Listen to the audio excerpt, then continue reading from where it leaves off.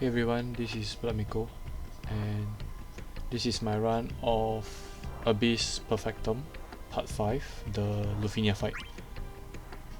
So this Lufenia is very easy if you compare it to Part 4, the Chariot boss. The fight itself is pretty manageable compared to the previous one.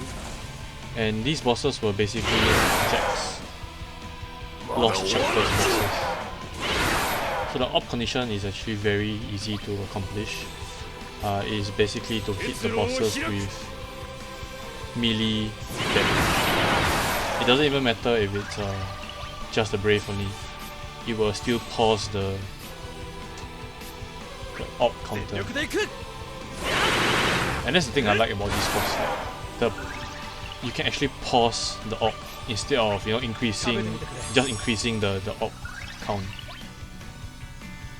And also because it pauses for more than one turn or two turns, it pauses for quite some time.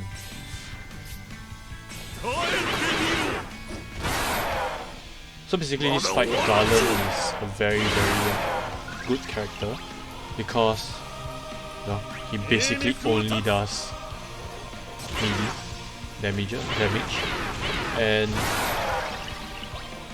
also because later on in the fight, right, about 79%, I believe, the boss will put up a shield.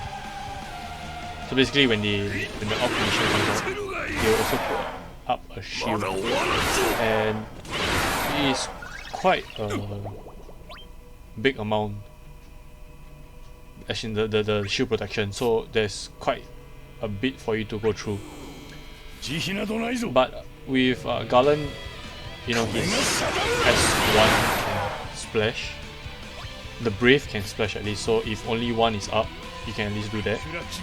And his second skill, you see later on, it almost instantly takes care of the shield. With his follow-up, the shield is just broken immediately after that. But yeah, Garland is really good for this fight. I also brought Ignis because I wanted to showcase his LD, Sage Fire. So it does quite a few things. It actually increases his max brave, the usual stat boost that most characters will get with their LD. It also enchants him with fire, which these boss are weak to. This is basically his fight. And it also applies enhancement on him and applies the Sage Fire debuff on the boss. So what does the Sage Fire debuff do? It actually, but the most important thing is it actually puts HP damage up on the boss by 10%. It also reduces their fire resistance.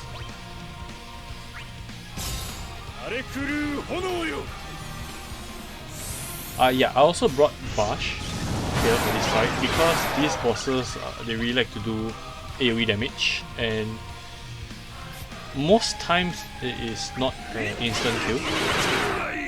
So, but I just wanted to bring Bash so that I don't have to worry about my party's HP, even though I have Ignis who can, with the press of his skill 1, just instantly restore everyone. But yeah, I just wanted to be on the safe side. Ignis is also works really well with Garland because of all the brave that he gives to the party. And as you guys all know, Garland needs his brave, or rather it will be really good for his EX if his brave is kept out on the first hit, so that the in-brave that he gets on the later hits increases way faster as compared to if you start with a 0. So, in all honesty, this fight is actually, well, I don't want to sound like a broken record, but it's really easy because the requirement is just to bring someone with daggers, I believe. So yellow crystal, red crystal, and daggers, and you have basically one more free party member to choose. I chose Garland because I just got his burst. I really like his burst effect. And if not, I believe you can bring someone like Ramza or even Cloud, because Cloud also has a melee ability. His one melee ability actually, it's just his cross slash, but the op pauses for so long that once you break the shield, you don't really have to worry about the op count anymore. Right, the op count also goes away at 50%, so it is very possible for you to just, you know, burst the boss down as much as you can. They do gain the ability to resist delays though, but it's only for a short period of time until I believe you do a certain amount of damage to them or you break them, I can't remember. But yeah, so the mechanic is not very difficult to deal with. They also put up another shield at 39%. Yes, at 39% you put up a shield and the orb will come out again. But this time it starts at 8 count and you cannot increase it. So that's one bad thing about orbs that pauses, I guess. I'm really glad that the bosses, or rather the developers, gave us a break and make this Lufenia fight.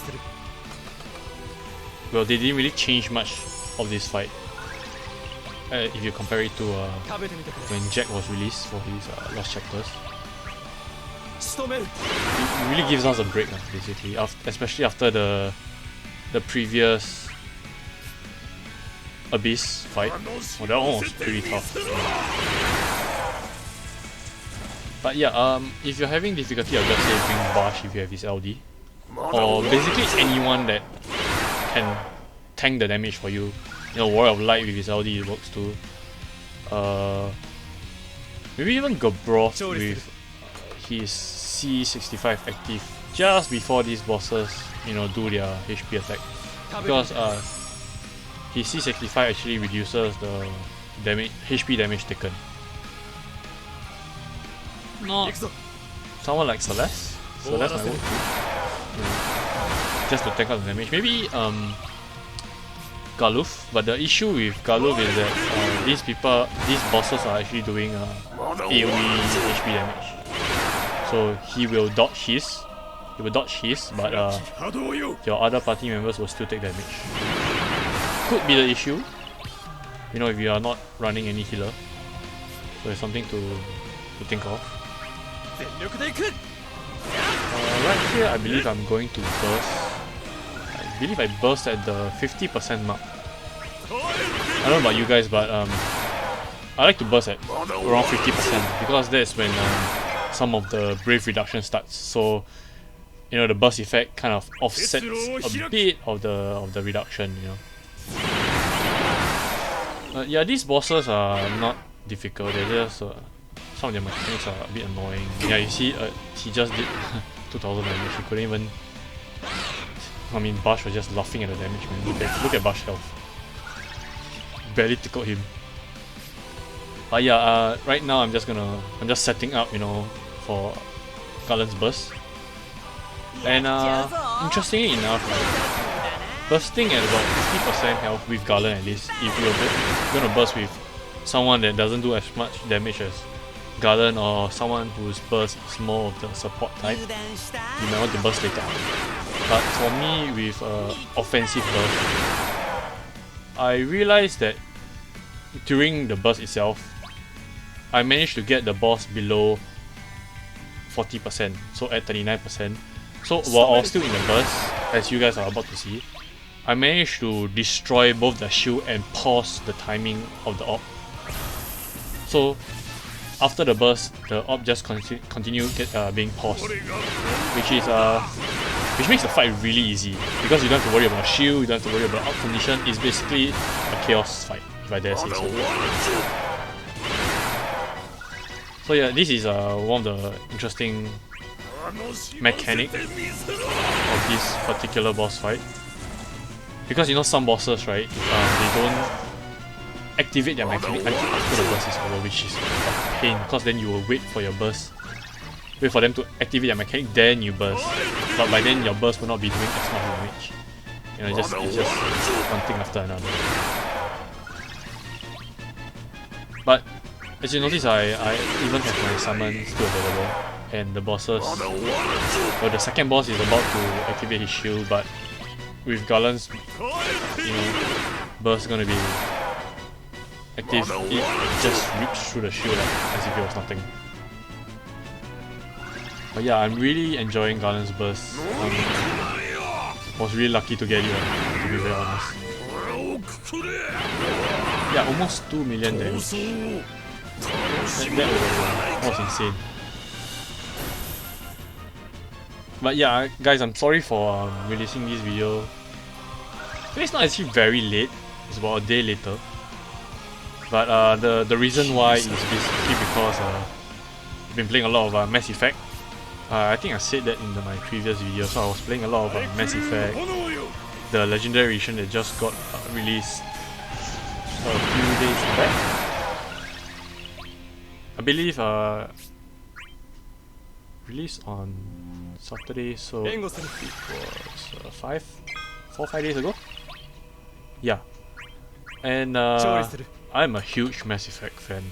I really enjoyed the combat, especially the story. Most people will say, wow, they hate the ending of Mass Effect 3 and stuff. Don't worry, there's not going to be any spoilers, but I believe that the ending fits Shepard's character. Yeah, that's all I'm going to say. And I especially love the Citadel DLC. If you guys are interested, you guys should check it out. I really recommend Mass Effect. Yeah, here I just summoned, you know, for the fun of it. I was in no danger and the boss turns were nowhere in sight because of the way Garland works, you know, his delay on every hit, even during launch. So yeah, it kind of pushes the boss back in the burst sequence. And interestingly enough, this boss fight, the Rift reduction was actually not too bad to deal with as compared to, you know, the more recent Lufenias. I believe the developers just, you know, gave us a chance, you know, copy paste from the Jack's Lost Chapters. But hey, I'm really thankful for that, man. After the Abyss Perfectum Part 4, we really, you know, I didn't want to have to deal with a boss with that many annoying, difficult mechanics. I don't want to just, you know, go in and cheese them like with HP silence. You know, where's the fun in that, right? I have to worry about the debuff slots. I have to worry about whether that debuff is gonna run out. Nah, I just rather, you know, just beat the shit out of the boss and enjoy myself. So the fight, as you can see, one has what, 10%, the other one is around 4%. Fight is more or less done already. There's no turn count for this because it's, you know, Abyss, so we don't have to really worry about turn count. HP is good, and yeah, I mean, if you're having difficulties, you don't have Garland, you don't have someone that you don't have Ignis build, you can also bring Heist. He is daggers and he is yellow. Again, you don't really need someone with daggers, but Heist is really good because these bosses can be launched. The only issue is when you become immune to delay. So if you're thinking of bringing a delay comp, or rather a launch comp, that might be an issue. But you know, you can just bring Jack again. He is Red Crystal, I believe. I can't remember. But yeah, or bring someone with instant break so that you don't have to worry about someone like Ramza. He's yellow anyway. Yellow and Shortsword. And he heals. So yeah, Ramza is also a really good option. Most people have his burst anyway. Yeah, I decided that I wanted to end with Ignis, seeing as he was the showcase. of this particular abyss. But yeah, I'll show you guys my team comp at the end of this fight, which is soon. I'm gonna show you guys my team comp soon. You know, I added Garland's spheres in. I remembered to put his arts in also. And yeah, anyway guys, thanks for watching, and I'll see you guys in the next one.